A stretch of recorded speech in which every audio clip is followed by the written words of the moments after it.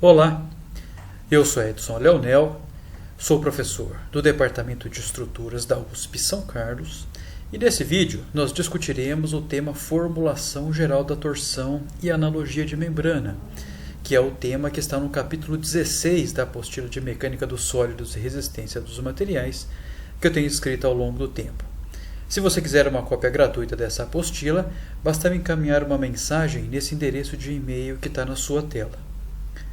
Nos vídeos anteriores nós discutimos o tema torção, em especial a torção de eixos compostos por seções transversais circulares e depois eixos cujas seções transversais eram vazadas de paredes finas de septo único. Esses tópicos que eu acabei de mencionar eram os tópicos que estavam no capítulo 15 e que servem de grande interesse para a gente dar início ao estudo da torção, saber quais são as variáveis envolvidas no problema, qual é a cinemática do problema, como que as tensões se desenvolvem devido à atuação do momento de torção, da mesma maneira como a gente consegue entender quais são o desenvolvimento das deformações nesse mesmo problema. Então a gente viu que lá no caso de seções transversais circulares, que as tensões de cisalhamento são nulas no centro de gravidade da seção e elas crescem linearmente à medida que o ponto analisado se afasta do centro de gravidade da seção. Então essa aqui era a formulinha que nós mostramos lá anteriormente para determinar as tensões em eixos de seções transversais circulares submetidos a momentos de torção. E no caso dos eixos, cujas seções transversais eram vazadas de paredes finas, a gente mostrou para vocês que a tensão de cisalhamento ela comporta-se ligeiramente diferente do que no caso das seções transversais circulares.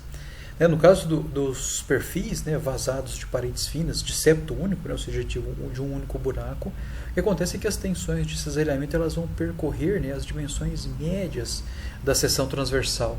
Tá? Então, isso aí nós mostramos, inclusive, que isso deve acontecer pelo fato do fluxo de cisalhamento ser constante nesses tipos de seção transversal.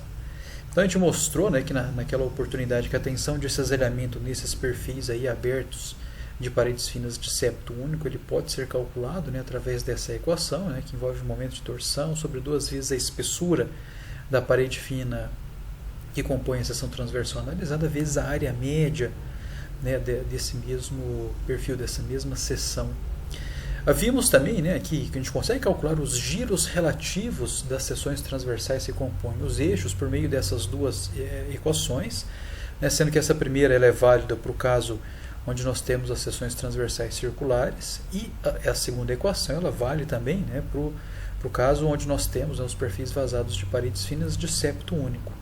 Eu até cheguei a mencionar nos vídeos anteriores que a gente consegue simplificar um pouquinho essa equação se eu tomar essa integral perimétrica da seção transversal aqui e dividir pela área média ao quadrado. Então eu posso dizer que 4 vezes a área média ao quadrado dividido por esse carinha aqui seria o equivalente ao momento polar de inércia. Então o formato da equação ele permanece o mesmo. Tá bom? Então, apesar desses dois problemas que nós estudamos resolver, grande parte das nossas aplicações de engenharia, existem ainda alguns perfis que essas equações não representam adequadamente o comportamento quando as seções que nós vamos estudar nesse vídeo compõem eixos torcidos. Tá? Então, particularmente, nós podemos destacar nesse caso seções abertas, compostas por elementos de paredes finas, como é o caso de perfis do tipo L ou cantoneira, perfis do tipo C, perfis do tipo C enrijecido, perfis Z e perfis Z enrijecidos, e mesmo os perfis I e H, que nós utilizamos com grande frequência no estudo aí, em aplicações do nosso cotidiano. Então, esses tipos de perfis aqui, nós utilizamos ele com uma frequência enorme na indústria mecânica por dois motivos. Primeiro, porque eles são muito leves.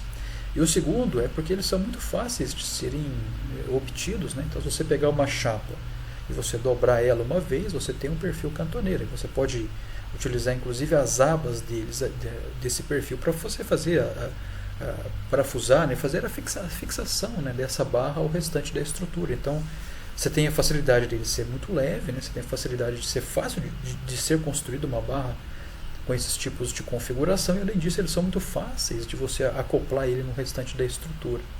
Tá bom? Então por isso que justifica a gente gastar um tempinho aqui para estudar a torção nesses tipos de seção transversal. Além disso, né, no caso em especial aqui da indústria civil, nós utilizamos, né, esses tipos de perfis multissepto, né, ou com vários buraquinhos, e como é esse que está mostrado aqui na figura abaixo, que é o caso muito comum de nós termos em pontes. Tá? Então essa seção transversal que nós estamos ilustrando aqui é uma seção transversal típica de pontes, tá? Onde nós temos aqui seções transversais que, usando o termo correto, né, seriam seções transversais alveolares, né? Então você tem um conjunto, né, de septos, né, um conjunto de vazios aqui, que torna, né, a seção mais eficiente do ponto de vista de consumo de material e de peso próprio. Tá? Então você fala para mim, beleza, se esse cara aqui é uma seção transversal de ponte, como que esse negócio gera uma torção? Tá? É muito fácil de enxergar isso aqui, é só você verificar, né, que quando nós temos uma ponte, né, você tem o sentido de direção dos veículos que vão trafegar por ela. Né? Então, se eu tiver, por exemplo, nesse lado direito aqui, ó, um caminhão passando, né, então como esse carregamento ele não está alinhado aqui, ó, com o eixo, né, com o centro de gravidade desse tabuleiro da ponte, então eu vou ter uma força vertical devido ao peso próprio do caminhão. Tenho, né, um braço de alavanca aqui associado, né, ao ponto de aplicação desse carregamento equivalente até o eixo da ponte. Então eu tenho aí uma torção, né, um momento, né, cujo vetor momento ele é paralelo ao eixo do tabuleiro ou eixo dessa barra.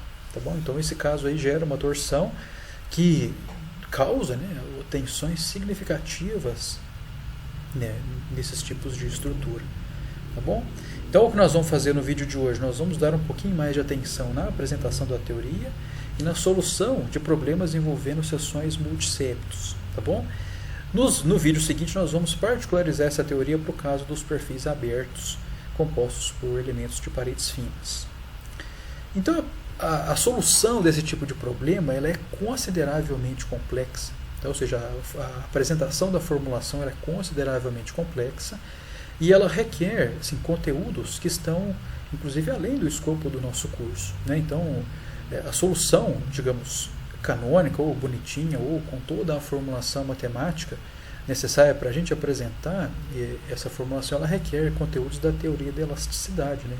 Então, inclusive, o uso, né, de funções de tensão, de associação, né, das derivadas de deslocamento para a gente formar os conjuntos de deformação. Então, esses conteúdos são, né, apresentados com mais detalhes lá no curso de teoria da elasticidade, tá? Então, apesar disso, né, acontecer, ou seja, a apresentação dessa formulação toda, ela requerer conteúdos que estão além do escopo, eu apresento direitinho lá na apostila, no capítulo 16, a parte inicial do capítulo, ela é toda voltada a essa apresentação formal, tá? Então, caso você tenha interesse, né, dê pelo menos uma lida para você ver a profundidade que é, né, o tratamento desse tema. Então, falando por alto, né, como nós conseguimos formular esse problema? Tá?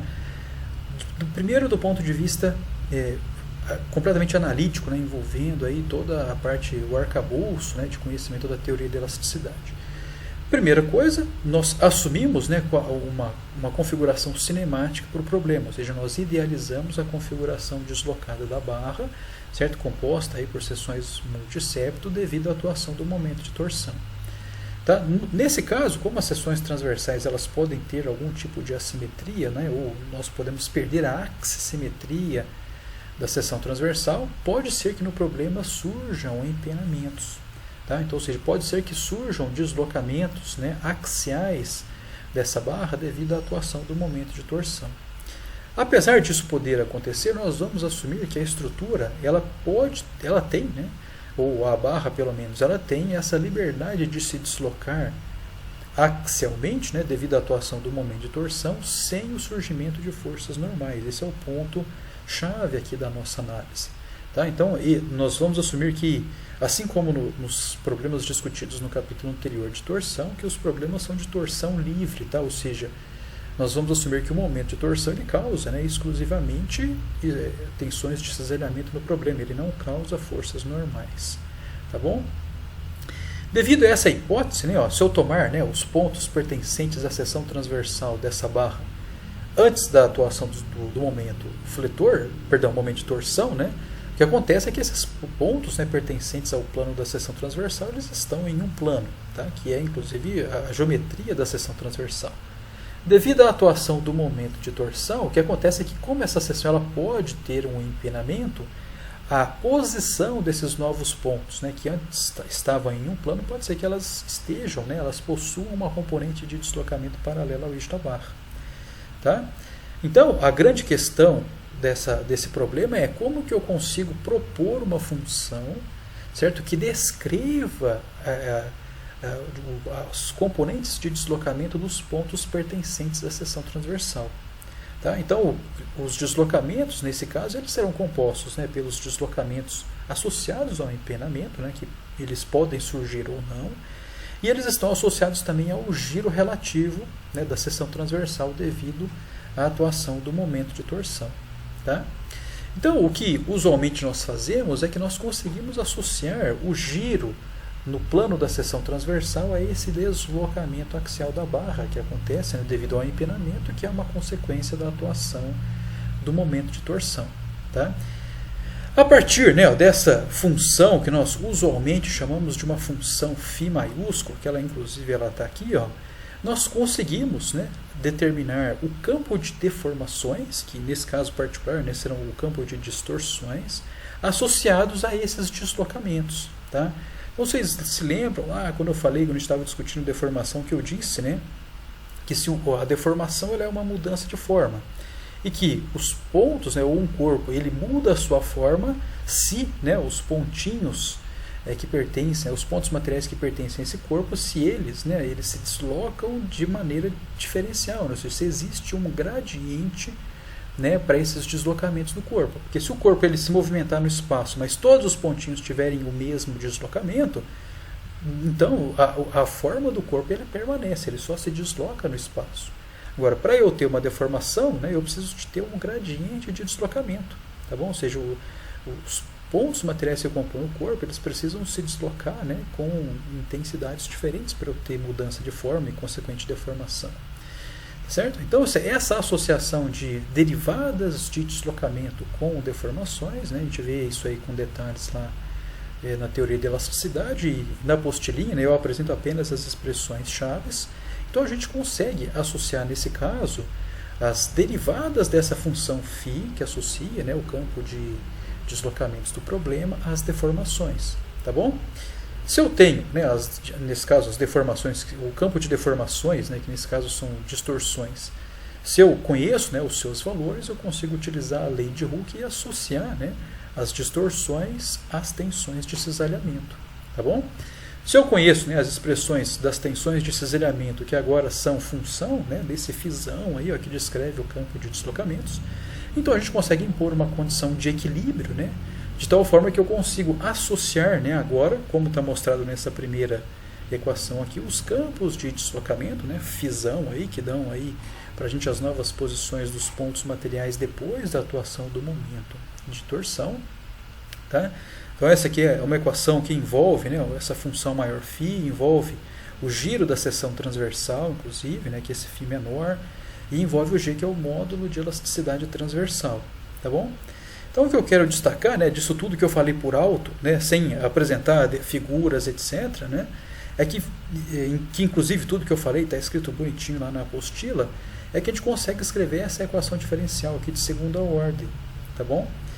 Então, a princípio a gente pensa, olha, essa é uma equação diferencial de segunda ordem, sabemos que ela depende de uma função maior φ, então a solução desse cara é simples, né? Basta que eu encontre esse φ e o problema está resolvido, tá certo?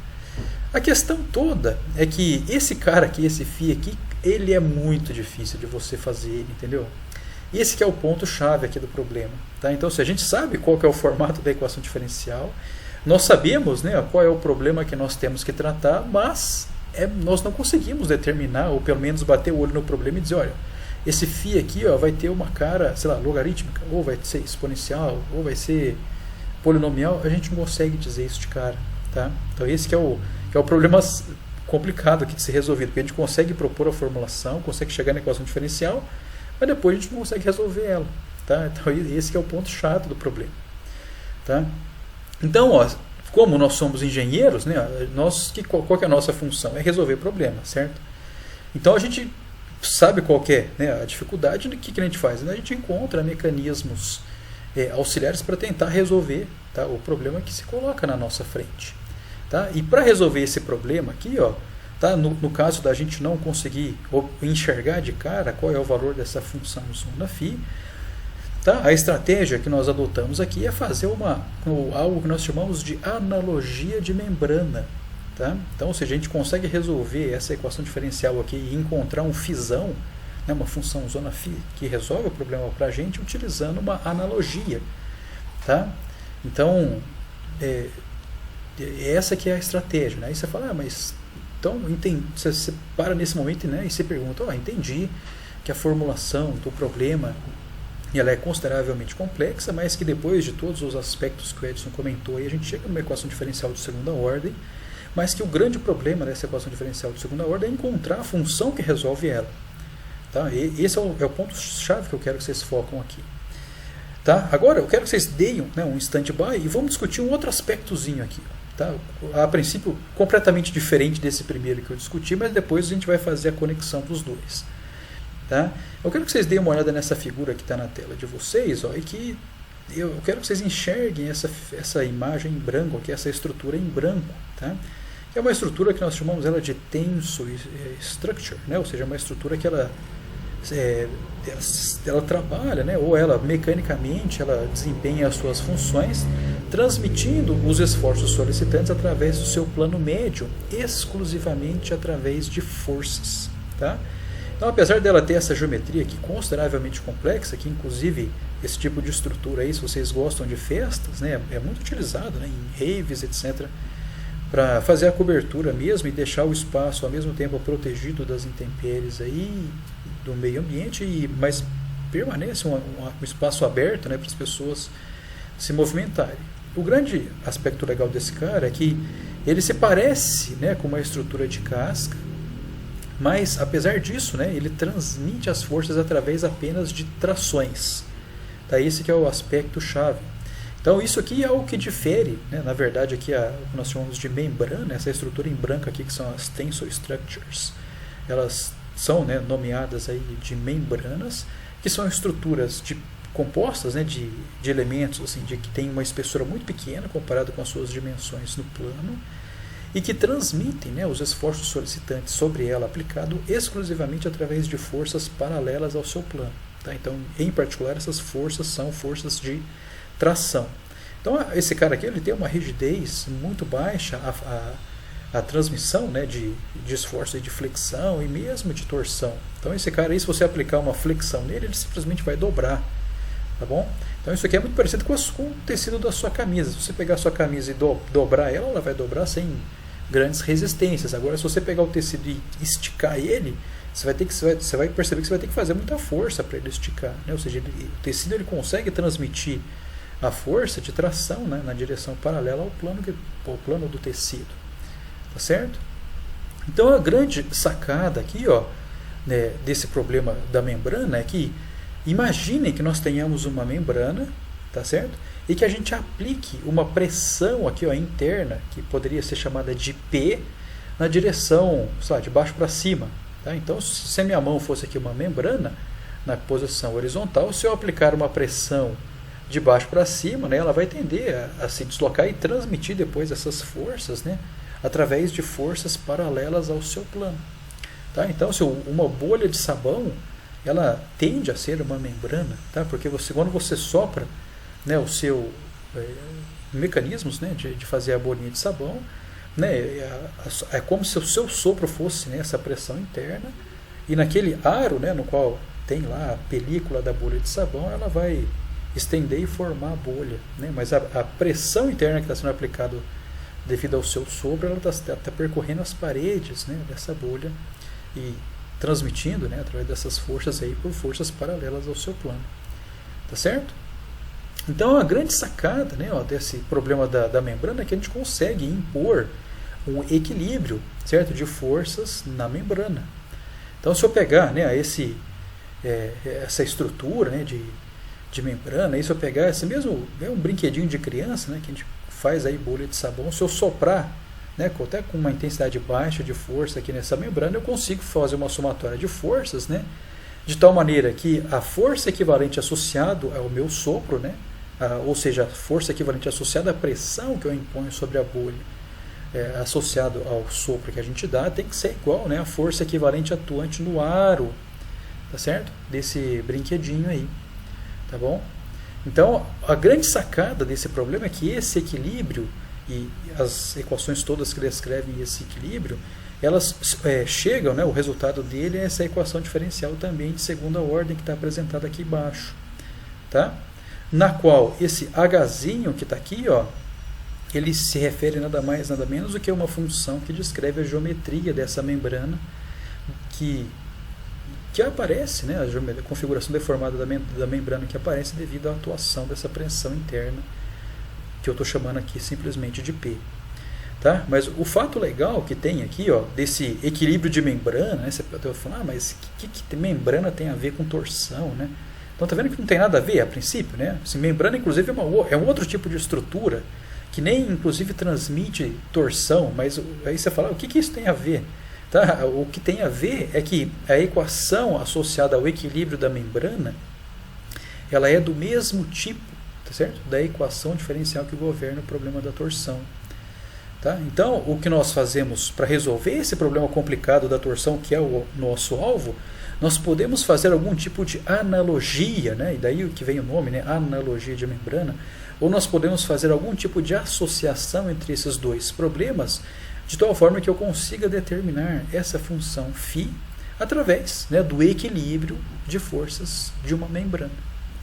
Tá bom? Então daí é que vem a sacada desse negócio todo, tá? Que nós temos uma equação diferencial que a gente consegue determinar ela consistentemente, consegue descobrir esse φ, mas nós não sabemos explicitamente qual que é o φ que resolve, né, os problemas particulares do nosso cotidiano. Por outro lado, nós temos um outro problema, certo? Que a gente consegue fazer ele facilmente, que é o problema do equilíbrio da membrana, que resulta numa equação diferencial do mesmo tipo da equação diferencial do problema que eu quero resolver, tá? E que esse problema de equilíbrio eu consigo resolver ele facilmente, tá? Então, o que nós vamos fazer aqui na sequência é, se as equações diferenciais que regem os problemas são do mesmo tipo, então o que eu vou fazer é associar os parâmetros do problema de equilíbrio da membrana, certo? De tal maneira que eu consiga resolver, tá, o problema lá da torção, que é o problema do meu interesse. Tá? Então daí que vem o nome de analogia de membrana, tá? Porque eu tenho uma equação diferencial da torção, que é bem complexa, uma equação diferencial do equilíbrio de uma membrana, que é algo que a gente consegue fazer, e as equações são do mesmo tipo. Tá? Então, por analogia, ou de forma análoga, ou de forma semelhante, eu consigo associar os parâmetros de um problema com o outro, e daí a gente consegue equacionar e resolver os problemas do nosso cotidiano. Tá bom? Então, para explicar legal esse carinha aqui, ó, nós podemos utilizar, certo, o brinquedinho que eu mencionei no slide anterior, ó, que é o brinquedinho de fazer as bolhas de sabão que a gente consegue lá em festa de aniversário, etc. Tá? Então, se eu soprar ele de forma fraca, né, com uma pequena intensidade de sopro, o que a gente vai perceber é que existe uma película, né, ó, de bolha de sabão aqui, ó, nesses aros aqui, e se eu soprar ele com uma pequena quantidade, antes da bolha ser formada com aquela configuração esférica que nós conhecemos, né, já classicamente sabemos disso aí, o que acontece é que essa bolha, ela sai, né, ou ela se desloca com o formato do aro. Tá? Então, se você tiver em casa um brinquedinho desse aí, faça um teste, né, sopre de forma com uma intensidade pequena, certo? A bolha de sabão nesse aro, você vai perceber que antes da bolha formar a sua configuração esférica, ela vai se deslocar do aro, certo? Ela simplesmente ela se desloca, né, ó, perpendicular, né, ao plano formado aí pelo aro, de maneira reta, depois que ela cria, né, aquela configuração esférica. E para mostrar isso aí tem um vídeo, né, ó, que na verdade eu não conheço quem que é esse cara aqui, mas ele vai ser o nosso instrutor aqui no vídeo. O que eu quero que vocês percebam é no início da formação da bolha, né? Então o que ele vai fazer? Ele simplesmente vai soprar esse carinha aqui. Daí eu quero que vocês analisem, né, o formato da bolha no início, tá, do processo. Então você vai ver que ele vai se deslocar praticamente perpendicular, aí, né, de forma reta e perpendicular ao plano formado pelo arozinho circular, só depois que ele forma a sua geometria circular, ou que tende a ser esférica. Né? Então vamos analisar isso aí. Tá? Inclusive em câmera lenta.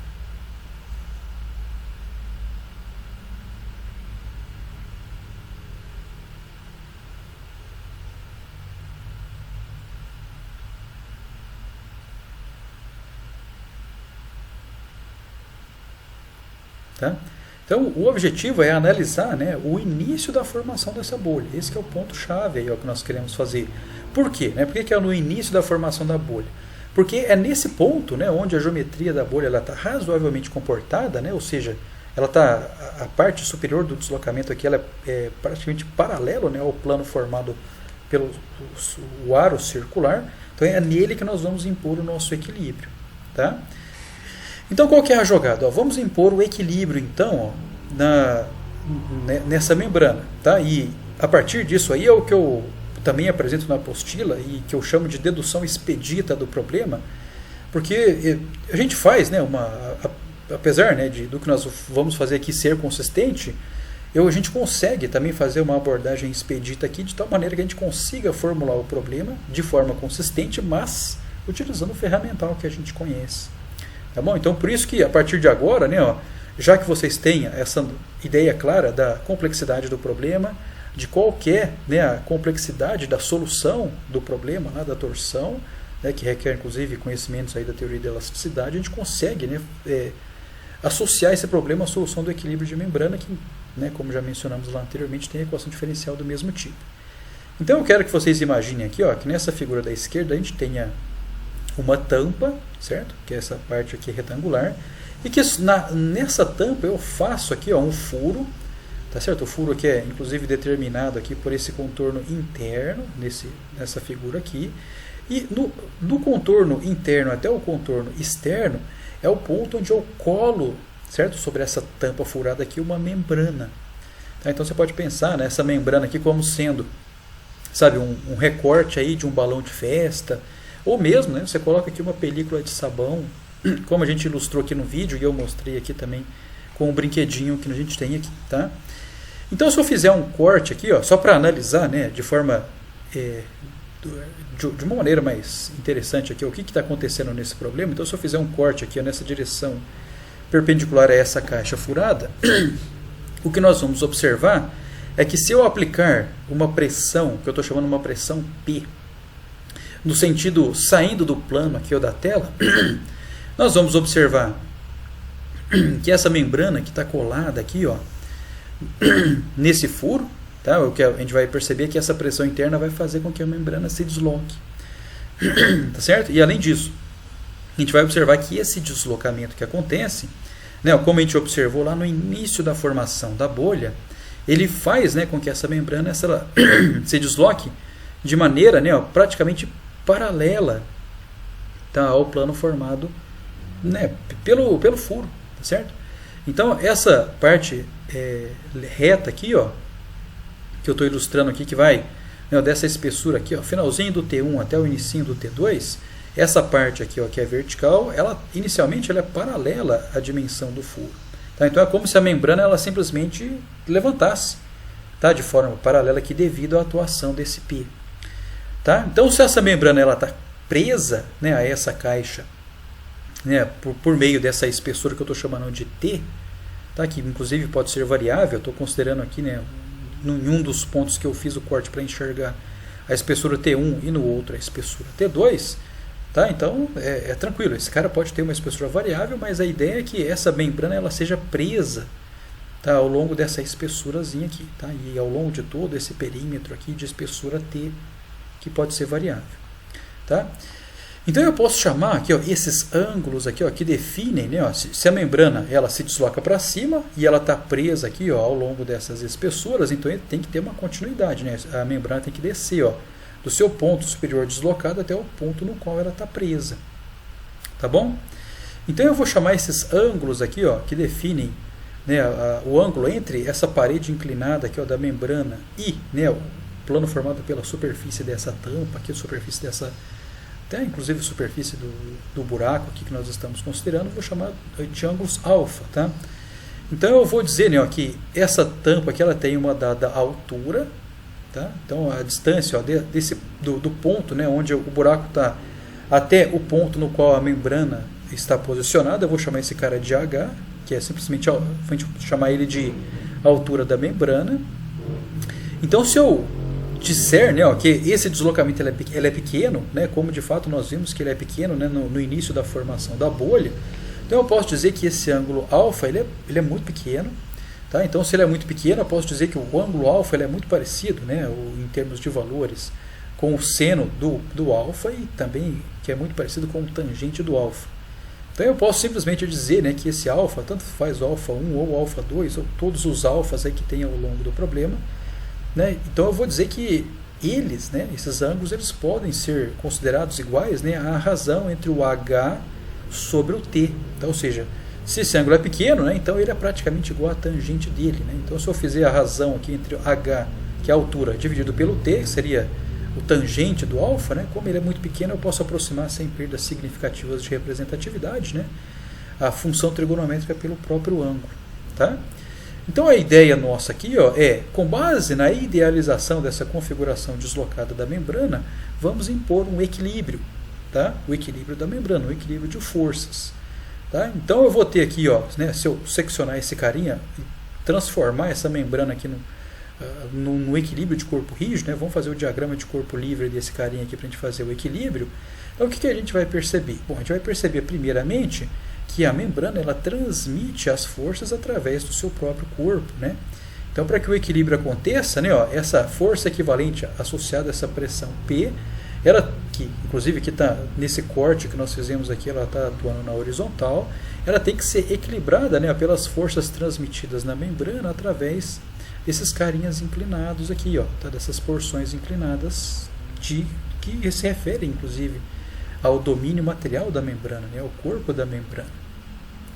Então nós vamos assumir aqui, ó, também, né, que não existem pontos preferenciais ao longo desse contorno aqui, ó, para que esses pontos preferenciais não façam com que eles transmitam, né, ou resistam a forças diferentemente.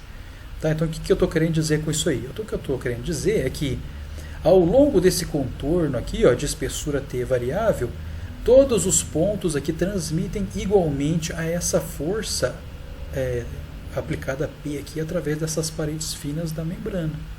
Tá? Então, se eu fizer um corte aí, como nós fizemos, né, numa direção perpendicular qualquer aqui, eu sei que nessa região aqui, ó, de espessura T1 e T2, a força a ser transmitida pelas paredes inclinadas da membrana eu estou chamando de K, e essa força K transmitida, né, pelas paredes inclinadas da membrana, ela é igual para todo o contorno aqui, ó, tá? Irregular, inclusive de geometria irregular e de espessura variável.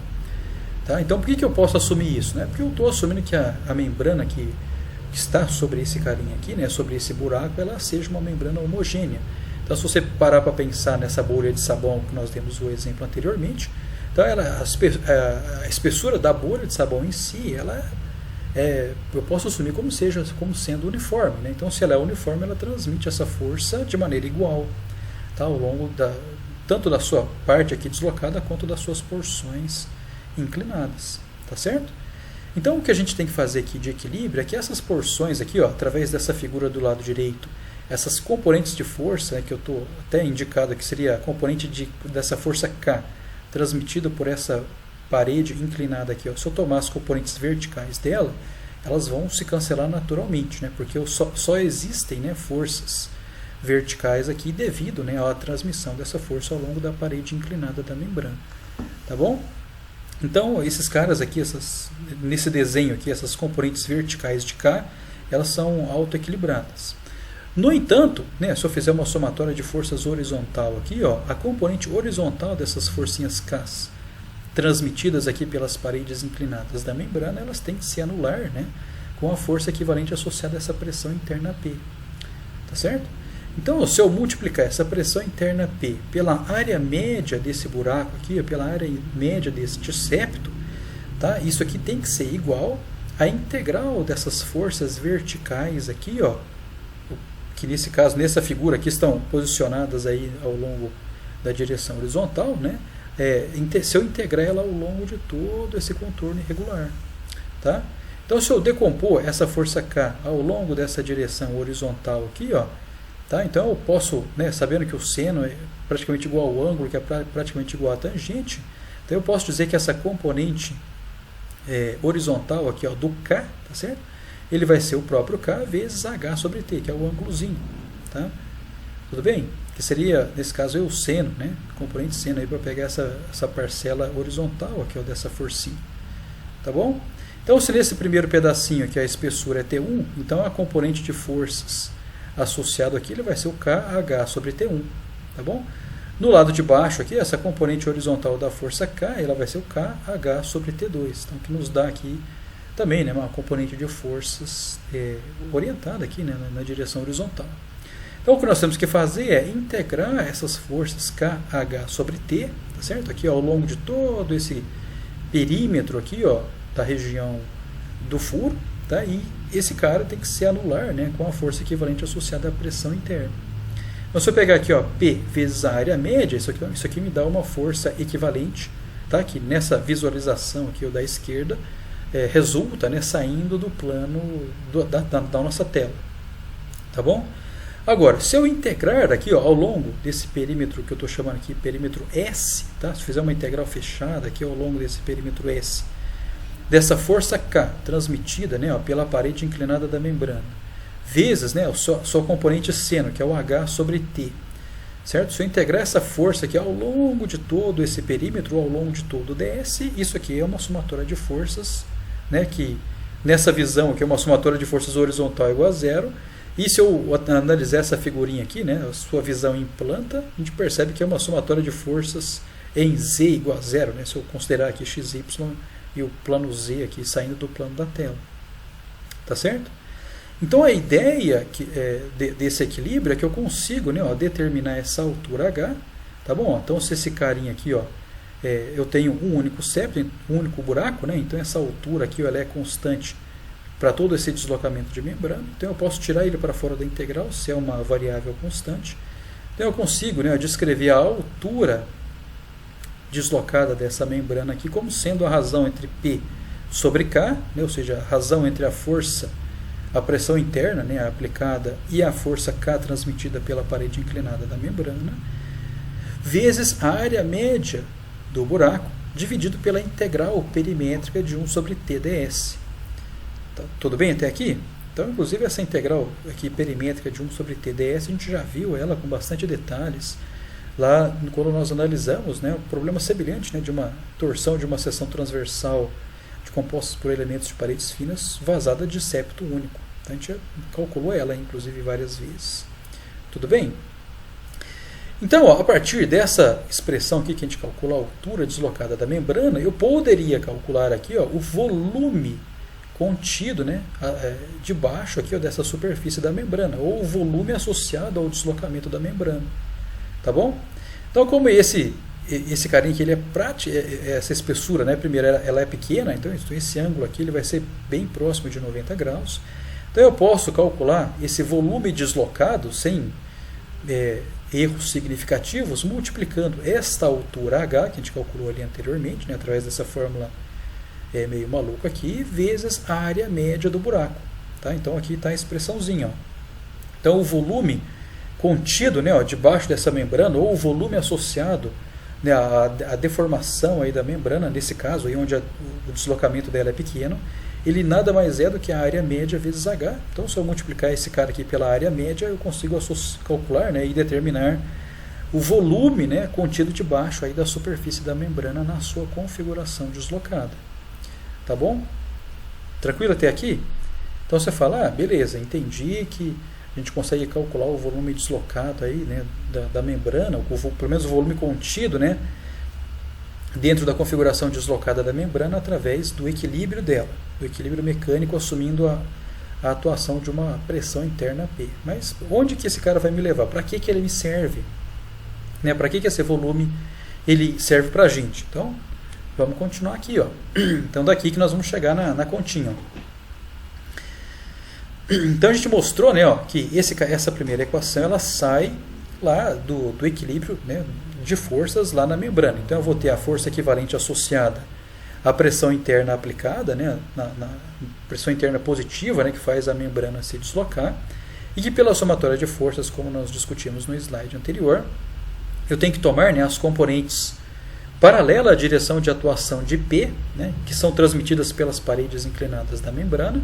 Então basta que eu pegue, né, a força transmitida pela parede interna, que é K, e que a gente pode assumir que esse K seja constante ao longo de todas as paredes inclinadas da membrana que transmitem essa força. Né? Então o K, que é a força na parede inclinada, vezes o H sobre T, que no fundo é o seno, né, do ângulo associado, né, com essa inclinação dessa parede aí da membrana, né, que a multiplicação desses dois carinhas aqui, ó, K vezes H sobre T, nada mais, nada menos nos dá a componente da força orientada na direção oposta ao sentido de atuação do P.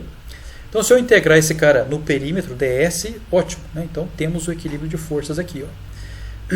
Nessa situação, como o K e o H são constantes, né, ó, ou seja, a força transmitida pela parede inclinada da membrana ela é constante, e a altura, né, do septo, né, associado ao deslocamento da membrana ali, ele também é constante, então eles podem sair para fora da integral. Tá? Então eu posso dizer, ó, que P vezes a área média é igual a KH integral fechada de 1 sobre TdS, né? Uma vez que a espessura, né, daquela regiãozinha lá onde a membrana está colada na caixa, como nós vimos no slide anterior, ela pode ser variável. Então, já que esses caras aqui são constantes, né, então eu posso determinar uma associação deles com esse equilíbrio fechado perimétrico aqui, ó. Então eu posso dizer que 1 sobre TdS, essa integral perimétrica, ela é igual a P vezes a área média dividido por K vezes H, onde K é a força transmitida ao longo da parede inclinada da membrana e H é a altura deslocada da membrana. Tudo bem? Então esse aqui é o ponto-chave para a gente fazer a nossa dedução expedita do problema. Tá? Por quê? Porque se no problema anterior, né, nós assumimos que a gente tinha uma caixa, né, com um único buraco, e sobre esse buraco nós tínhamos uma membrana. Tá? E que a atuação dessa força interna, né, fazia a membrana se deslocar. Então, eu posso assumir que aquele buraco, certo? Aquele vazado lá na tampa, né, sobre a qual nós colocamos uma membrana, que aquele cara pode possuir, né, a mesma geometria de uma seção transversal. Tá bom? E que a espessura T, que inclusive era variável no problema, na qual, né, a membrana era colada na caixa, aquele T forma, né, as paredes finas que compõem a seção transversal. Tá bom? Então, nessa condição, onde nós estamos, né, fazendo a associação do problema de equilíbrio de membrana com o problema de torção, né, então aqui tem uma ponte importante. Então, nós podemos dizer que, nesse caso, essa integral aqui, né, de 1 sobre T ds é igual a P vezes a área média da seção dividido por K vezes H.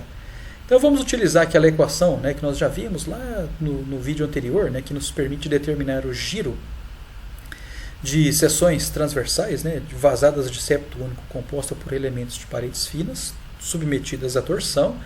Então a gente tinha obtido essa equação lá, né, que era uma integral num trecho considerado, né, que permite a gente determinar o giro relativo entre as seções transversais posicionadas no extremo desse eixo, ou no extremo do trecho considerado. Então eu vou ter aqui o momento de torção sobre 4 área média ao quadrado G vezes essa integral aqui, ó, tá, perimétrica. Então, do que nós já discutimos, inclusive, no vídeo de hoje, né, eu posso escrever esse cara de uma maneira um pouquinho mais conveniente.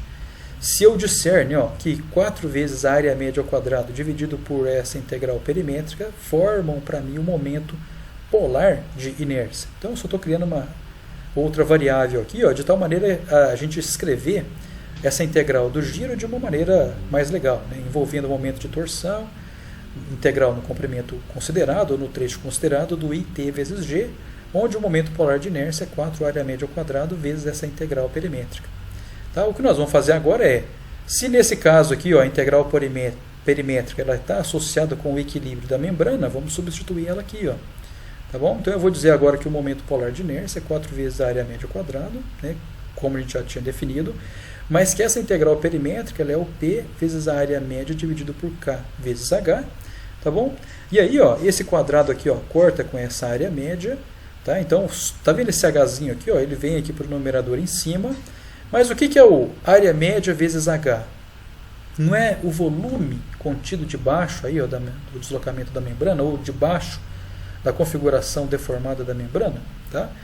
Então, nesse caso, se o H vezes a área média vai me dar o volume, então essa expressão ela se simplifica como sendo 4 vezes o volume, tá? Vezes o K dividido pelo P.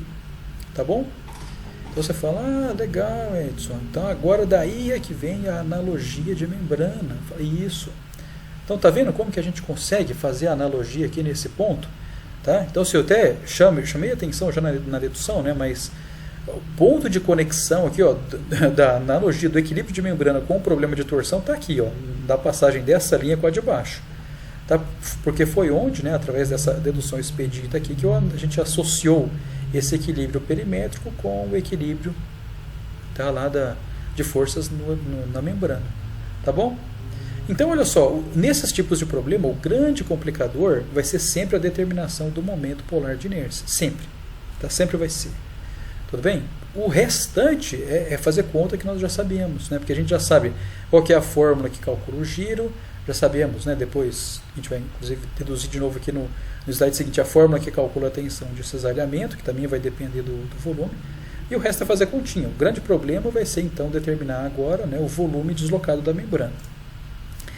Então, antes disso, né, antes da gente partir para os exemplos e mostrar para vocês como que a gente calcula, né, essa configuração deslocada da membrana e como que a gente impõe o equilíbrio sobre ela, a gente consegue também obter uma formulinha para a determinação da tensão de cisalhamento, né, onde também é muito tranquilo. Olha, a tensão de cisalhamento lá no caso, né, de seções transversais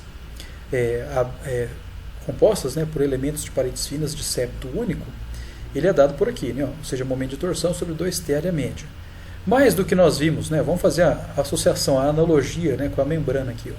A gente viu que os ângulozinhos alfa, tá, que permitem a gente inclusive calcular, né, qual é a componente, né, orientada de K na direção da força P, né, ou seja, qual que é a força, né, que é transmitida na direção da paredinha inclinada da membrana, qual que é a sua componente orientada na direção de atuação de P. A gente já viu lá que ele é o H sobre T, uma vez que esse alfa aqui ele é pequenininho. Então a altura da membrana ele é a alfa vezes T. Tá? Então multiplicar esse carinha aqui. Ó. Se a gente já sabe, né, que o volume contido debaixo aí, ó, da configuração deslocada da membrana ele é a altura vezes a área média, então se eu pegar alfa T vezes a área média, isso aqui nos dá volume.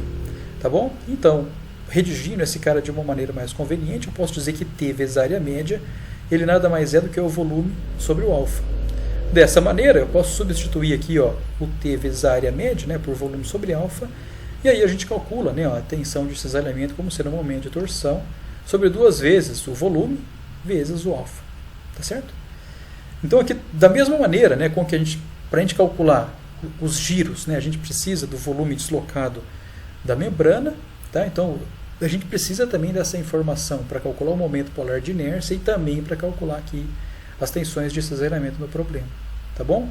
Então, como eu já mencionei, ó, a chave do problema é impor o equilíbrio, né, da membrana para que a gente consiga determinar essas alturas, né, uma vez que a área média ou a área em planta dessa membrana vai ser a própria área da seção transversal, tá? Porque como a gente já viu lá, né, fazendo a analogia, é como se aquelas espessuras variáveis fossem, né, as espessuras que compõem os elementos de paredes finas do problema, né, e aí a membrana é como se ela estivesse colada, né, sobre a superfície aí formada pela seção transversal da barra em análise. Tá? Fora isso aí, o resto é fazer conta. Tá bom? Tranquilo até aqui? Então, ó, o que acontece é que esse problema, né, como a gente já viu, ele é inclusive complicado de você explicar ele de uma maneira que as pessoas entendam.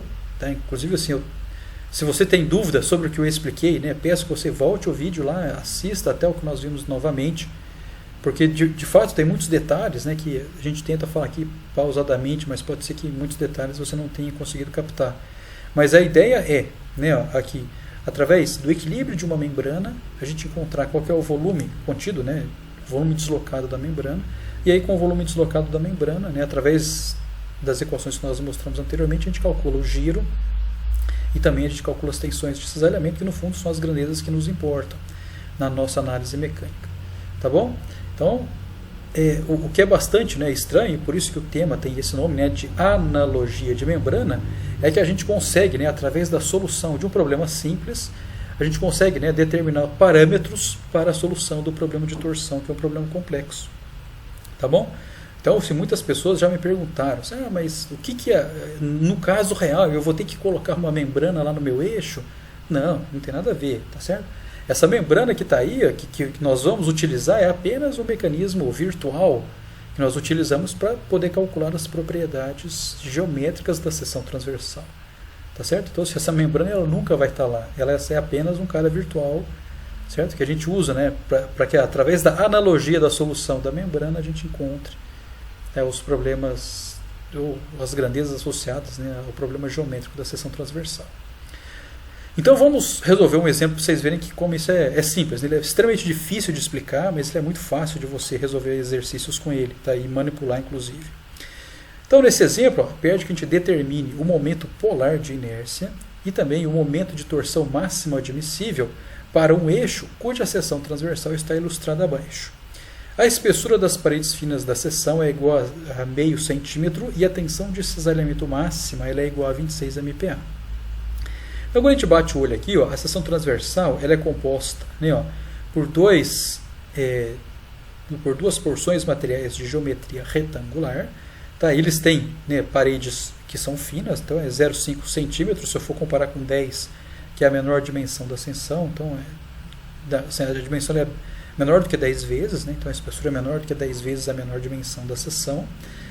Então, como ela é vazada de mais de um septo, né, a solução desse problema aqui obrigatoriamente passa, tá, pela solução via analogia de membrana.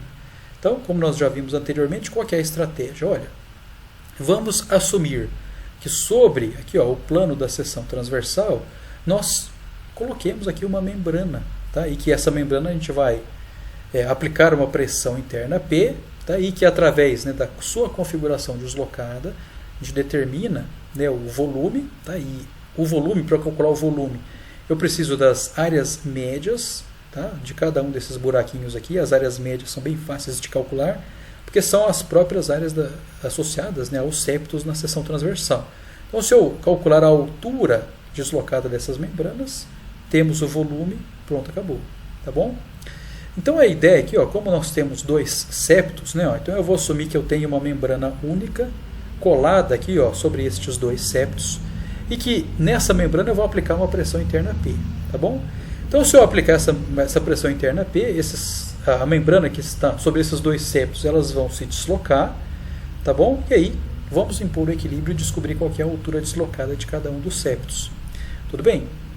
Então, se nós fizermos aqui, um corte, tá? Como se fosse um corte de desenho mesmo, para que a gente consiga enxergar, né, o plano formado aqui pela seção transversal e também a membrana deslocada, a figura que a gente vai obter é essa aqui, tá bom?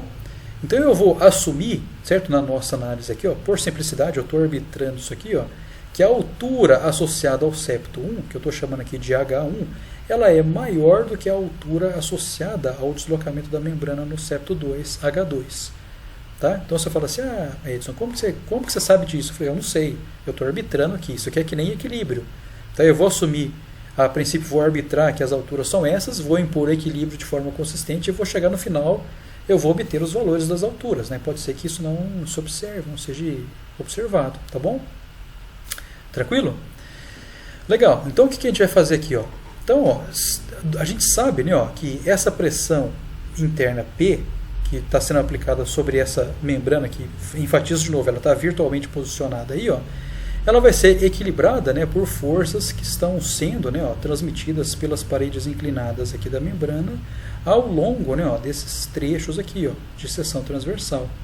Tá? Então é como se essa membrana estivesse colada aqui nessas espessuras, ela se desloca, né, devido à ação da pressão interna.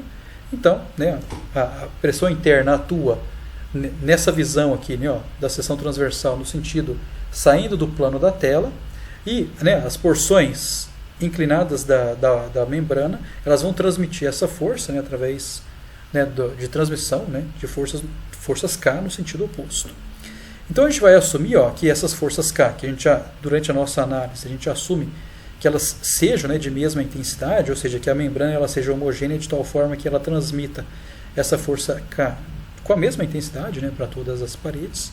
Então, para essa membrana de altura maior, a gente vai observar, né, ó, que a força, a atuação dessa força K ela é de direção contrária à atuação da pressão interna P. Então, ou seja, ela atua, se a força P ela atua aqui, ó, na horizontal da esquerda para a direita, então essas forças K elas vão atuar também na horizontal, mas da direita para a esquerda. Tudo bem?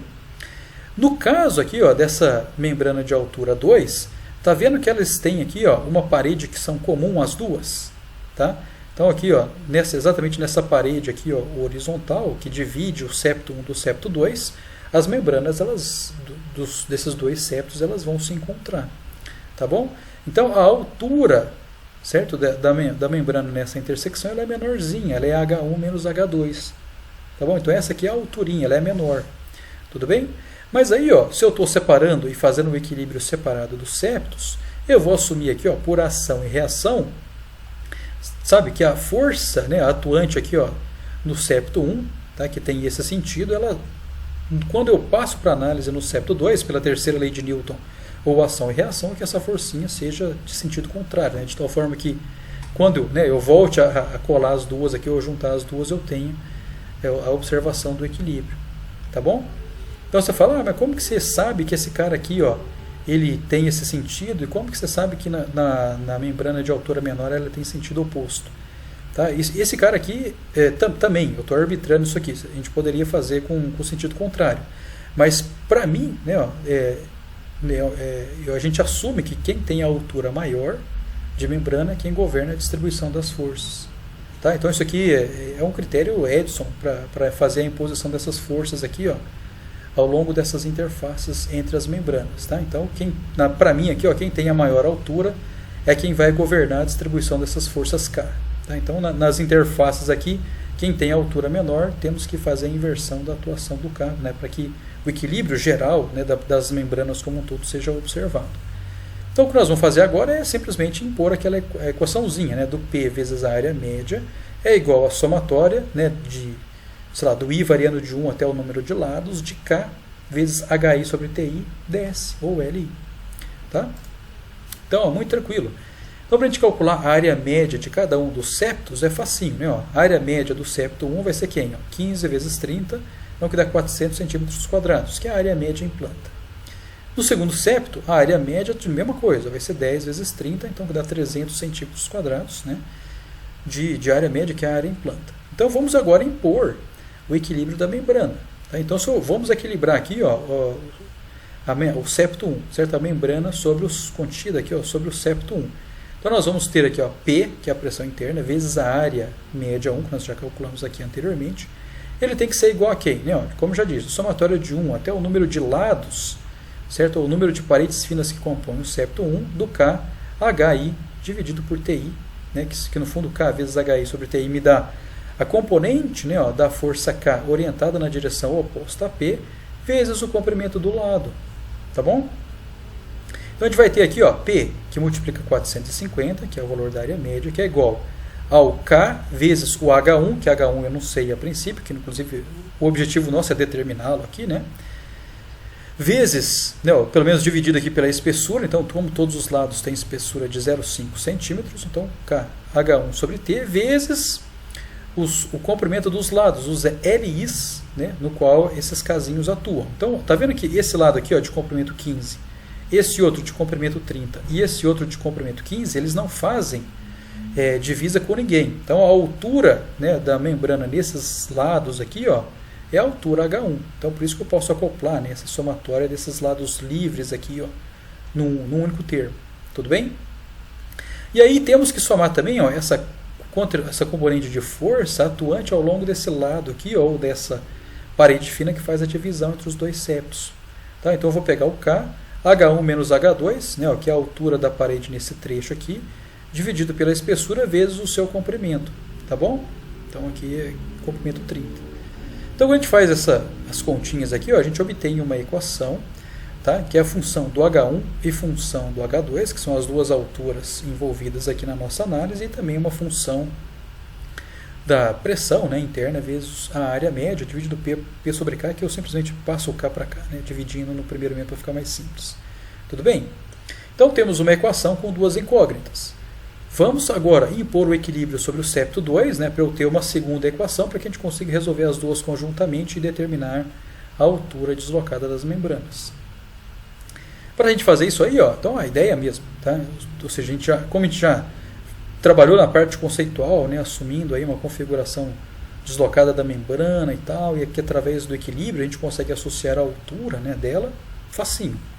Então vamos lá, vamos fazer o equilíbrio, né, isolado da membrana 2. Então eu vou ter P vezes a área média do septo 2, que é igual à somatória, né, do K, HI, TI, LI. Então vamos fazer aqui ó, a substituição. Então eu vou ter P vezes 300, né, que é a área média do septo 2, que vai ser igual a KH2, né, dividido por a espessura que é 0,5.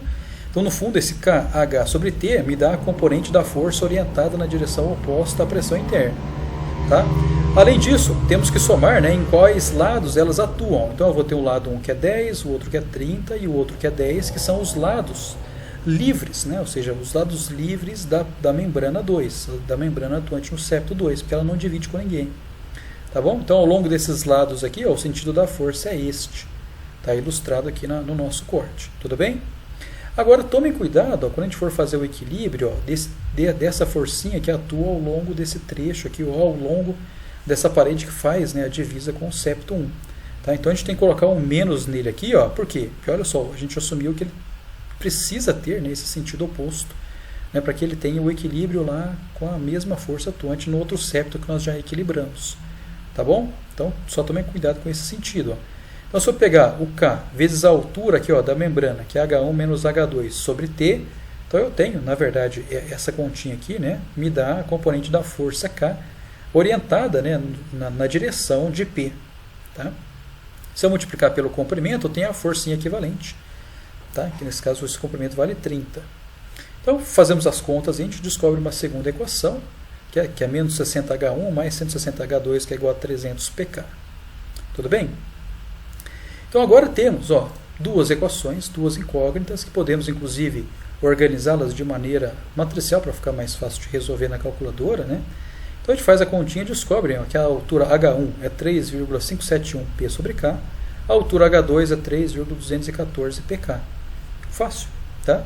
Então a gente já sabe, ó, se eu já tenho as alturas, né, sendo que as alturas decorreram aí do equilíbrio de forças na membrana, então vamos calcular o volume. Então o volume vai ser a área do septo 1 vezes a altura 1, mais, né, a área do septo 2 mais a altura 2. Então vamos fazer conta. Então vai ser 450, que é a área 1 vezes a altura 1, que está aqui, mais a área do septo 2 vezes a altura 2 calculada anteriormente, fazendo as contas da 2.571,15P sobre K centímetros ao cubo. Tá? Então você fala, mas por que é centímetros? Porque todas as dimensões que nós tomamos lá foram centímetros. Tá bom? Tranquilo até aqui? Então agora, ó, o momento polar de inércia, como a gente já mostrou anteriormente, ele é 4K sobre P vezes o volume. Então aí, ó, o momento polar de inércia vai ser 4K sobre P vezes o volume, que é 2.571,15P sobre K. Faz as contas aí, ó. P sobre K cancela com K sobre P, ele vai dar 10.284,6 centímetros a quarta. Tá bom? Então aí, para transformar esse cara para metro a quarta, né, basta que a gente coloque aí um 10 a menos 8, né, por exemplo, para transformar de centímetro a quarta para metro a quarta. Tranquilo até aí? Então já resolvemos a primeira questão do exemplo. Né? Vamos resolver a segunda, que é a determinação do momento de torção máximo, sabendo, né, que a tensão de cisalhamento máximo é 26 MPa. Então a gente já sabe lá que a formulinha que permite a gente calcular a tensão de cisalhamento, ele vai me dar alfa momento de torção sobre 2 vezes o volume. Tá bom? Então esse alfa, ele é a razão entre H sobre T, onde H é a altura da membrana. Então naquela seção transversal, como todas as paredes finas que compõem a seção transversal têm a mesma espessura, o mesmo T, então a gente já sabe que o máximo alfa vai acontecer na maior altura. Tá? Então, fazendo a continha aqui, ó, onde a tensão de cisalhamento, que é 26 MPa, eu estou transformando ela aqui para kilonewtons por metro quadrado, então por isso que aparece esse 10 a terceira, que multiplica o H sobre T, então como já mencionei, né, como todos os T são iguais, né, então o máximo alfa vai acontecer no máximo H. Então 3,571 sobre 0,5, P sobre K, que multiplica o momento de torção, que é o que nós queremos, dividido por 2 vezes o volume, ó, que está aqui. Então que ele vai dar 2.571,15 P sobre K. E eu estou multiplicando aqui pelo 1 10 a menos 6 para transformar esse centímetro cúbico para metro cúbico, tá? Para ficar em unidades compatíveis, né? Então a gente faz a continha aqui, esses P sobre K se cancelam e o momento de torção ele dá 18,72 kN vezes metro, né? Que seria o momento de torção máxima ou o momento de torção, né, que quando atuante naquela seção transversal faz com que a tensão atuante nas paredes finas sejam iguais, né, a tensão de cisalhamento máximo admissível dado no problema. Tranquilo até aí? Fácil, né? Então, se está fácil, vamos fazer mais um, tá? Para a gente concluir o vídeo aí, ó. E o problema diz o seguinte, ó. Determine as tensões de cisalhamento máximas devido à torção atuantes na barra abaixo. Então ele nos dá aí, ó, um módulo de elasticidade transversal de 150 GPa. Nos diz, né, ó, que a espessura das paredes finas que compõem, né, a seção transversal do trecho AB é de 1 cm, que a espessura das paredes finas que compõem a seção transversal no trecho BC ele é de meio centímetro. Então a estrutura que nós vamos analisar aqui, ó, ela é engastada de um lado, engastada de outro, e submetida a um momento de torção distribuído aqui, ó, de 3 kN vezes metro por metro. Tá bom? A barra ela tem um comprimento total de 1 metro, sendo que o trecho AB ele tem 70 centímetros e o trecho BC ele tem 30 centímetros. Tá? O trecho AB ele tem essa seção transversal aqui, ó, ilustrada na esquerda, que é composto pela união de um septo retangular e de um septo semicircular, enquanto que do outro lado nós temos a união de um septo quadrado com um septo triangular. Tudo bem? Em ambos os casos, a gente observa que a seção transversal ela é de paredes finas. Além disso, né, ela é uma seção vazada de múltiplos septos, tá? Ou seja, múltiplos buraquinhos. Em ambos os casos aqui, tanto de AB quanto em BC. Então, nessa situação, a solução para o problema ele passa pela analogia de membrana. Tá? Então, ou seja, a gente vai ter que fazer tudo aquilo novamente. Ó. Vamos impor o equilíbrio de membrana, vamos assumir que sobre essa seção transversal, tanto na seção AB quanto na BC, existem, né, membranas que, sob a ação, né, de uma força interna P, elas se deslocam e a gente vai impor o equilíbrio, vai encontrar, né, qual é a altura da membrana multiplicada pela área média. Vai nos dar o volume, com o volume calculamos o IT, com o IT calculamos giro e calculamos também depois com o volume a tensão de cisalhamento máximo.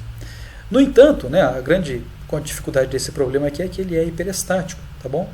Então, ou seja, vamos resolver ele pelo método das forças. Então, para a gente resolver pelo método das forças, a gente vai ter que calcular os giros, né, da seção transversal, tudo bem? Então, a grande sacada aqui da solução desse problema é que a gente vai fazer a parte inicial dele, onde nós vamos calcular as propriedades geométricas das duas seções. Tá? Então a gente vai impor aqui o equilíbrio das membranas, né? Vamos descobrir aqui o volume, o IT para os dois casos. Depois aí a gente aplica o método das forças calculando o giro, que aí vocês vão ver que é facinho. Tá bom? Então vamos lá, vamos tratar o problema. Então para a seção AB eu vou assumir que esse septo retangular seja o septo 1, o semicircular septo 2, no caso da seção BC, a parte quadrada, ela é septo 3 e o triangular septo 4. Tá bom? Então isso aqui são ilustrações das seções transversais que compõem aquela barra submetido, né, ao giro, ao momento de torção distribuído. Tá bom? Tranquilo até aqui? Então, primeiro passo, vamos calcular as áreas médias de cada um destes septos aqui. Ó. Então, primeiro, né, 15 vezes 10, 150 centímetros quadrados. O segundo, como esse cara ele é um semicircular, né, eu posso pegar π vezes raio ao quadrado e dividir por 2. Então vai me dar isso aqui, a área do septo 2 do trecho AB. Já no trecho BC, a área média, né, ó, como esse cara é quadrado, é 10 vezes 10. E depois esse trecho triangular, né, ele é a base vezes a altura sobre 2. Então que dá 25 centímetros quadrados. Então até aqui, tranquilo, né, trabalho braçal. Então vamos passar para o que interessa do tópico, que é impor o equilíbrio, né, das membranas. Então, para a seção AB, né, então esse aqui nós temos, né, esse aqui é o formato da seção transversal da barra no trecho AB, né, vamos fazer a mesma estratégia, né? Vamos assumir que exista uma membrana aqui, ó, cobrindo, né, a seção transversal, e que essa membrana ela vai se deslocar devido à ação da força P, então ela vai se deslocar, e aí vamos impor o equilíbrio nessa membrana para que a gente consiga calcular, né, a altura delas, de cada um, né, da altura da membrana de cada um dos septos, e depois a gente consiga impor a determinação do volume. Tá? Então, no fundo, a história toda é essa. Então, reparem, né, que a analogia de membrana ela aparece, né, quando a gente faz essa ponte, né, ó, do equilíbrio da membrana para a determinação, né, do volume contido sobre ela, e com esse volume a gente calcula as propriedades geométricas da seção. Tá? Mas enfatizo, ó, novamente, ó, essa membrana ela é só um subterfúgio, né, para a gente calcular essa propriedade geométrica. Ela nunca existirá nas nossas aplicações práticas. Tá bom? Então vamos lá. Ó. Então vou assumir, né, ó, que como esse septo 1 tem a área, né, maior do que a do septo 2, eu vou assumir que a altura dele seja maior do que a altura do septo 2. Tá bom? Então se ele tem a altura maior, é ele quem governa a distribuição das forças, e na interface entre os dois aqui, ó, né, a força ao longo dessa interfacezinha aqui, ó, do septo 2 tem que ter o sentido contrário, né, a força atuante nesta mesma posição do septo 1 pela terceira lei de Newton, né, pela ação e reação. Tá certo? Então, de novo aqui, essas alturas H1 e H2 eu estou arbitrando, tá? Como critério Edison aí, ó, os septos de maior área têm maiores alturas. Tá? Você pode optar por fazer o critério contrário, que não vai dar problema nenhum no final. Tá certo? Desde que você faça o equilíbrio de forma consistente. Então, o equilíbrio, né, no septo 1 ele vai se dar como? Né? Eu vou pegar o P vezes a área do septo 1, que vai me dar o que seria a força, o equivalente à força externa atuante. Né? E essa força externa ela tem que ser equilibrada, né, pelas componentes das forças da membrana atuantes nas suas paredes inclinadas, cuja orientação seja oposta, né, à força P. Então, se eu pegar, né, as forças K transmitidas ao longo dessas paredes inclinadas e multiplicar pelo H sobre T correspondente, então esse produto aqui vai me dar a força, né, a componente de força transmitida pela parede inclinada da membrana atuante na direção de P, vezes o comprimento do lado no qual a forcinha K atua. Tá certo? Então, que seriam os comprimentos dos lados do septo analisado. Então, para o septo 1, eu vou pegar P vezes 150, tá? Que é a área média do septo 1, que tem que ser igual a K vezes a altura 1 dividido pela espessura, que eu estou multiplicando aqui, ó, os L's dos trechos livres. Tá? Então, por isso que eu tenho aqui, ó, 10, 15 e 15, que são os trechos livres. Tá bom? Tenho que somar ainda essa componente de força K aqui, ó, que atua na interface dos septos 1 e 2, tá bom? Então, como eu estou equilibrando o septo 1, o sentido da força, que é esse K, que tem o sentido oposto à pressão interna aplicada, então eu vou pegar o K vezes a altura, né, da membrana no trecho, né, que é H1 menos H2, dividido pela espessura vezes o L. Tá? Então, fazendo as continhas aqui, a gente descobre, né, que do septo 1 a equação de equilíbrio que retorna é 50H1 menos 10H2, que é igual a 150 pK. Certo?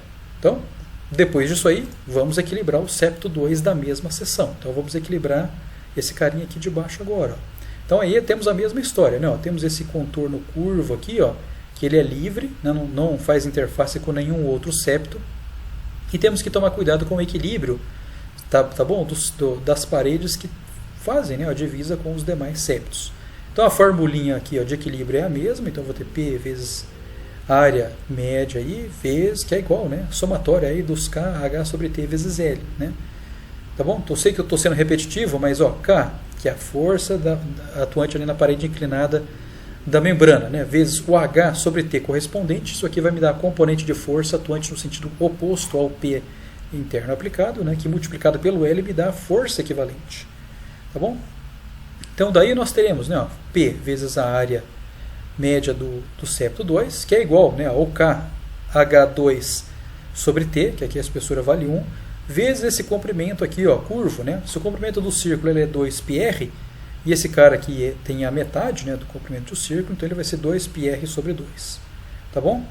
E aqui, ó, menos, né, ó, menos, por que esse menos aparece? Porque eu estou equilibrando o septo 2, né, que tem a altura menor do que o septo 1, que faz interface nessa parede aqui. Tá? Então esse carinha aqui ele tem que ter, né, por ação e reação, sentido oposto. Então por isso que esse menos aparece. Porque essa forcinha aqui, ó, no septo 2 ele tem sentido oposto tá? As outras forcinhas aqui atuantes no mesmo septo, tá bom? Então faça a mesma coisa, né? Ó, K vezes o H, nesse caso como a altura é simplesmente a diferença das alturas, né? H1 menos H2 sobre T vezes o comprimento, tá? Tá aqui tudo tranquilo. Fazendo as continhas a gente descobre, né, que essa aqui é a equação que governa o equilíbrio da membrana no septo 2.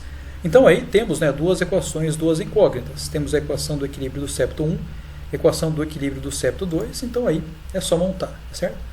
Então aí montamos esse carinha aqui no sistema matricial para ficar mais fácil de resolver. Então descobrimos aí que as alturas H1 e H2, né, são 3.584π sobre K, e a altura H2 é 2.922 também π sobre K, tá bom? Então aí, esse aqui é o que nos dá trabalho braçal na resolução desses problemas, que é a determinação dessas alturas. O resto é formulinha, tá? Então o volume vai ser área vezes altura, então, tanto do septo 1 quanto do septo 2, então basta que a gente multiplique, né, as áreas médias pelas alturas correspondentes, né, isso aqui para o septo 1, essa outra parcela para o septo 2.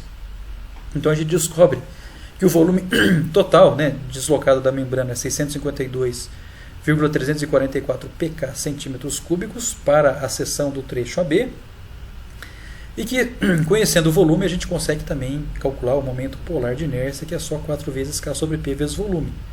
Tá? Então, faz a continha aí e a gente descobre que o momento polar de inércia para a seção do trecho AB era 2.609,376 centímetros a quarta.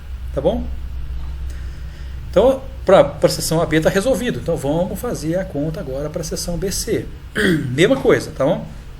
Então, vamos assumir que nós tenhamos aqui uma membrana colada aqui, que através da sua configuração deslocada a gente consegue calcular o volume contido debaixo dela, e esse volume vai permitir que a gente calcule, né, o momento polar de inércia e também tensões, tá? Então para isso, como a gente já sabe qual que é a área média da membrana, pelos dados da planta aqui, né, da informação do exercício, basta que a gente calcule as alturas.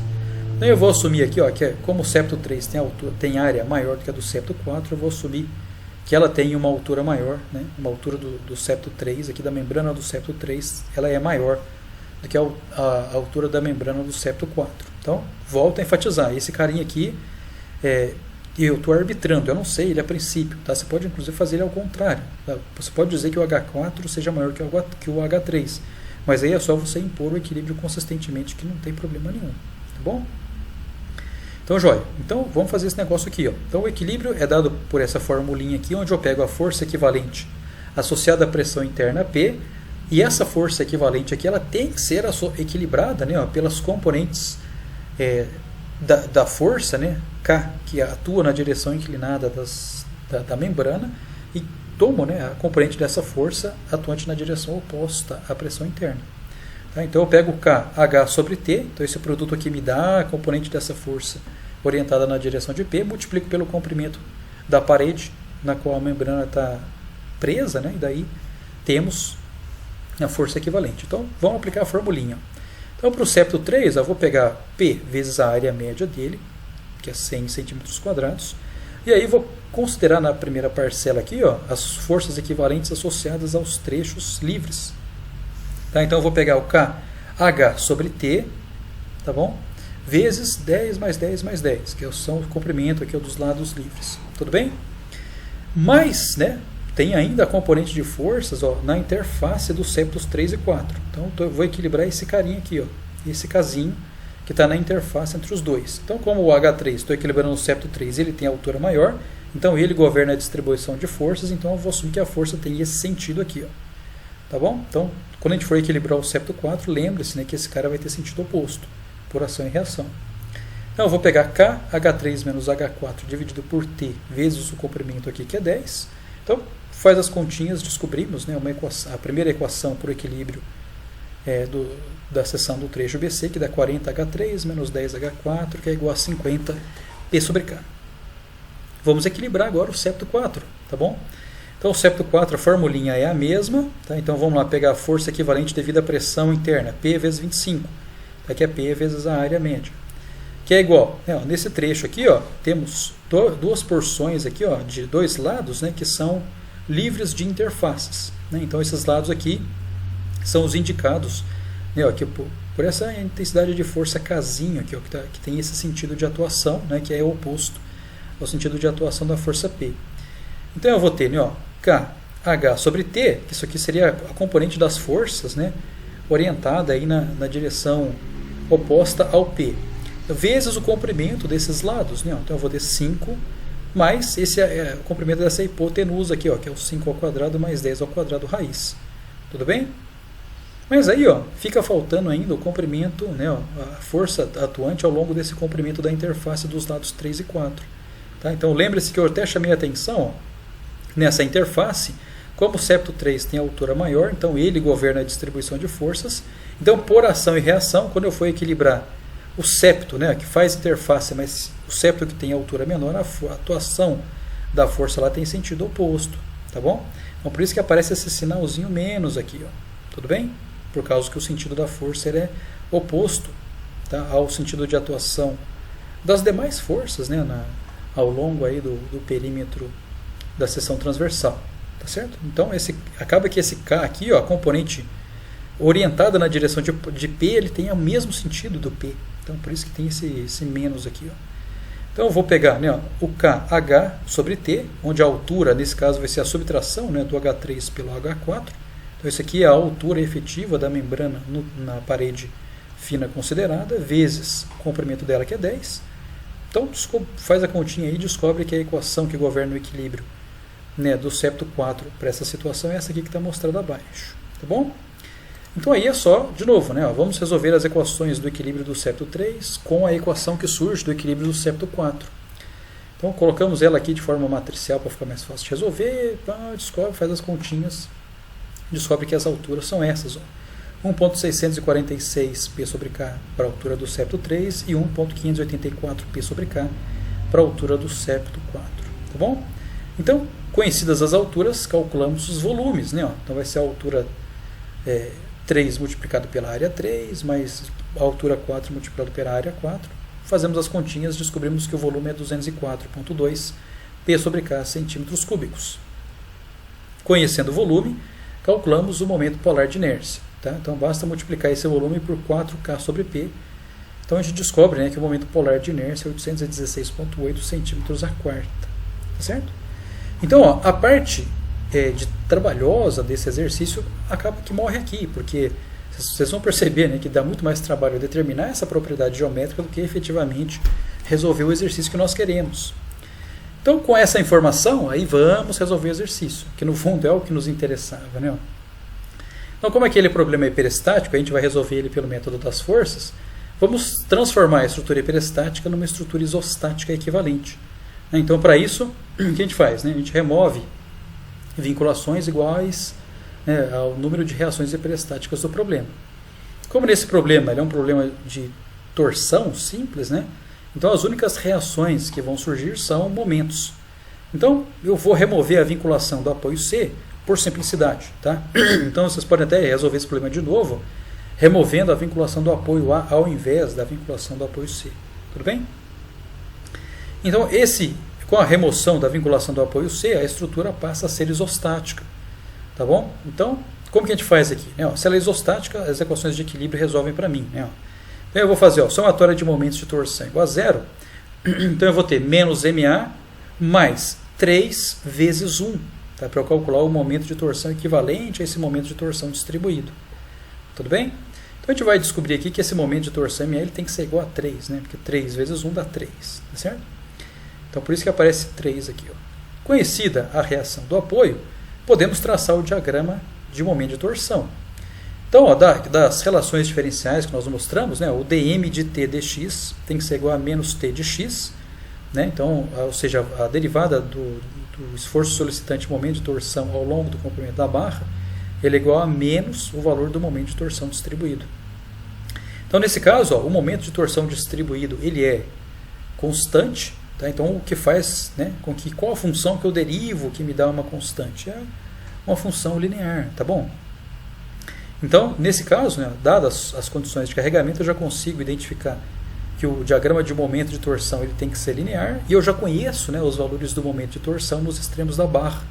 Então, eu sei que aqui vale 0 e aqui vale 3, né, conforme nós já fizemos o equilíbrio, tá bom? Então aqui é só traçar, né, uma reta. Então aqui vale 3, aqui vale 0. Pelo sentido de atuação, né, do momento de torção, como ele sai, né, ou seja, ele sai aqui do plano da seção transversal, então isso aqui na nossa convenção é um momento de torção positivo. Né, então os momentos de torção associados a giros anti-horários são positivos, né, também podemos mencionar isso aí com relação à nossa convenção de positivo e negativo para os momentos de torção. Então a equação que governa a variação do momento de torção ao longo do comprimento da barra, né, é 3 menos 3x. Então tanto faz, né, se eu escolher a origem daqui para cá, ou seja, da esquerda para a direita ou da direita para a esquerda, tanto faz. Tá bom? Então eu optei por fazer a definição da origem da esquerda para a direita só porque no ponto A, ou seja, nessa origem aqui, o giro é 0, só por isso. Tudo bem? Você poderia fazer uma equação aí, 3x, da mesma coisa, porque no fundo o que a gente vai integrar vai nos dar a área, né, de baixo aqui, é o que importa. Então nesse caso, ó, vamos integrar, né, a equação do giro, por quê? Né, porque o objetivo, né, do problema zero é determinar o giro no ponto onde a vinculação foi removida. Né, lembre-se disso aí lá do que nós discutimos, né, do método das forças, né, onde o problema zero é composto pela estrutura isostática equivalente a carregamentos externos atuantes. O objetivo do problema zero é determinar o giro no ponto onde a vinculação foi removida. Então eu preciso calcular o giro aqui, ó, no ponto C. Tá? Então para isso, ó, vamos utilizar a equação do giro que nós já mostramos anteriormente aqui na aula. Então eu vou integrar, ó, de 0 até 0,7, tá? Ou seja, no trecho AB, vou ter a equação do momento, vou ter o respectivo aqui, ó, momento polar de inércia, onde aparece um 10 a menos 8 aqui para transformar, né, de centímetros a quarta para metro a quarta, vezes o G, que está aqui, mais a integração, né, a contribuição do deslocamento relativo no trecho BC. Então eu vou integrar aqui de 0,7 até 1, da mesma função, né, ó, que descreve para mim o momento de torção, pelas respectivas aqui IT, G no trecho. Então a gente faz a continha, a gente descobre que o giro aqui, ó, o giro zero, o giro do problema zero, o giro no ponto C, ele é 4,589 10 a menos 4 radianos. Tá? Então se o giro ele é positivo, isso indica, né, que a seção transversal ela gira no sentido anti-horário, tá? Que é a nossa convenção. E isso aqui é importante, porque depois quando a gente for impor a condição de compatibilidade, nós temos que levar em conta, né, o sentido dos giros envolvidos. Tá bom? No caso do problema 1, ele também vai envolver a estrutura hiperestática equivalente, só que como carregamento externo atuante, nós vamos considerar a atuação, né, da reação de apoio correspondente à vinculação removida. Tá bom? Então, nesse caso, como nós removemos a vinculação do apoio C, então a ação externa associada vai ser o momento de torção associado ao apoio do ponto C, ao engaste aqui do ponto C. Tá bom? Então eu vou arbitrar o momento de reativo MC como positivo, por simplicidade, poderia arbitrar ele no sentido oposto sem problema nenhum. E aí a gente descobre, né, ó, que se eu fizer a somatória de momentos de torção igual a zero, que o MA tem que ser igual ao MC, tá, para que exista o equilíbrio. Nesse tipo de problema, né, ó, como não tenho momentos de torção distribuídos, então pela relação diferencial, né, do dmt de x dx é igual a menos t de x, né, então se o nosso t de x é zero, então a derivada do momento de torção ao longo do comprimento da barra tem que ser zero, né? O nosso dmt de x dx ele tem que ser zero, uma vez que o t é zero, né? O momento de torção ao longo do comprimento da barra é zero. Então nessa situação, né, qual a função que eu derivo que me dá zero? Né? É uma constante. Então o momento de torção, que nesse caso ele tem que ser constante, é igual ao MC. Tá bom? Então se é constante, né, tanto faz, igual ao MA ou igual ao MC, já que ele é constante, né, que ambos têm o mesmo valor. De novo, né, se o momento de torção ele sai do plano da seção transversal, isso para a gente é um momento de torção positivo. Então tanto MC quanto MA são positivos nessa situação aqui. Tudo bem? Então, uma vez que já conhecemos, né, o valor do momento de torção, então vamos utilizar a expressãozinha para calcular, para que a gente calcule os giros. Né? Então o giro é dado por essa expressão, que é essa integral do mt it g dx, mas nesse caso, ó, tanto it quanto g são constantes, né, por trechos aqui ao longo do comprimento da barra. A mesma coisa vale para o momento de torção, que ele também é constante ao longo do comprimento da barra. Então essa integral aqui, ó, né, mt, it e g são constantes por trechos, então essa integral dá o próprio comprimento do trecho analisado, tá certo? Então isso aqui, ó, vai me dar, né, ó, MC, que é o momento de torção no trecho AB, vezes 0,7, que é o comprimento em metros, né, no qual eu estou calculando o giro relativo, dividido pelo ITG do trecho AB, Mas a mesma coisa para o trecho BC, né? Então, MC, comprimento 0,3, dividido pelo ITG, que é correspondente. Tá bom? Essa primeira parcela me dá o giro relativo da seção A até a seção B, e a segunda parcela me dá o giro relativo da seção B até a seção C. Então, somando esses giros relativos, eu tenho o giro no ponto C, que é o giro do problema 1, né, que é o giro no ponto onde eu removi a vinculação. Tá bom? Então, esse giro ele dá 4.23710 a MC radianos. Tá? Se é positivo, isso indica que é o giro ele é também no sentido anti-horário. Tá bom? Então, isso aqui é importante a gente ter em mente para quando a gente for impor a condição de compatibilidade. Tudo bem? Depois de feito isso aqui, né, já temos o giro do problema 0, já temos o giro do problema 1, podemos impor a condição de compatibilidade. No problema real, né, o ponto C ele é um engaste, é um ponto que ele não gira, ou seja, um ponto onde o giro é impedido. Então a nossa condição de compatibilidade ele vai ser φ do 0 mais φ de 1, ou seja, o φ do problema 0, que é o giro, né, naquele ponto associado aos carregamentos externos atuantes, mais o giro do problema 1, ou seja, o giro associado à reação de apoio referente à vinculação removida. Né? Então esses giros aí naquele ponto ele tem que ser 0. Tá bom? Então quando a gente soma, né, esses caras aqui, ó, considerando, claro, o sentido do giro, né, então você vê que ambos aqui são positivos, porque ambos se referem a giros no sentido anti-horário, a gente descobre que o nosso momento no ponto C ele é menos 1,083 kN vezes metro. Então o que isso quer dizer? Bom, que em módulo o momento é esse, né? 1,083 kN vezes metro. Mas o sinal negativo que nós obtemos aí, ó, ele simplesmente nos indica que o sentido de atuação do momento de torção assumido no problema 1 não é o sentido correto, né? Ou pelo menos o sentido do momento MC assumido no problema 1 ele foi arbitrado de maneira errônea. Tá? Então o sentido correto dele não é saindo do plano da seção transversal, e sim entrando no plano da seção transversal. Tá bom? Então, enfatizo que esse sinal negativo aqui que aparece não tem nada a ver se o momento ele tem que ser positivo ou negativo. Não tem nada, a situação não é essa. Tá? Esse sinal negativo que aparece aqui na compatibilidade, ele surge para indicar que o sentido que eu arbitrei para aquele momento no problema 1 não está correto. Que o sentido correto é o oposto ao arbitrado no problema 1. Tá bom? Que isso fique claro. Então, com base, né, na determinação dessa reação de apoio, podemos voltar, né, para o problema original. Então, nós já sabemos, né, que a reação, no momento de torção reativo no ponto C, ele é 1,083 kN vezes metro, e aqui já está o sentido correto dele. Né? Temos o carregamento distribuído de momento de torção, que é o 3 kN metro por metro. Então, agora essa estrutura ela é isostática, né, porque a única reação de apoio que eu tenho aqui é o momento MA. Tá bom? E eu tenho a equação de momentos de torção disponível para resolver esse problema. Então, se eu fizer a somatória de momentos de torção aqui, ó, se eu fizer menos MA menos 1,083 mais 3 vezes 1, essa é a nossa equação de equilíbrio, né? Eu vou descobrir que esse momento MA tem que ser 1,917 kN vezes metro. Tá bom? De novo, né, ó, se eu tenho um momento de torção distribuído de forma constante ao longo do comprimento da barra, pelas relações diferenciais, né, isso mostra para mim que o momento de torção vai ter uma variação linear ao longo do comprimento da barra. Então, se tem uma variação linear, basta que eu conheça o valor do momento de torção em 2 pontos para eu determinar ou traçar esse diagrama. Se aqui o MA ele vale 1,917 e o sentido dele é correto, né, ou seja, ele sai do plano da seção transversal, então aqui, né, nesse ponto aqui, o diagrama nos mostra o momento de torção positivo. Já do outro lado, né, o momento de torção ele entra no plano da seção transversal.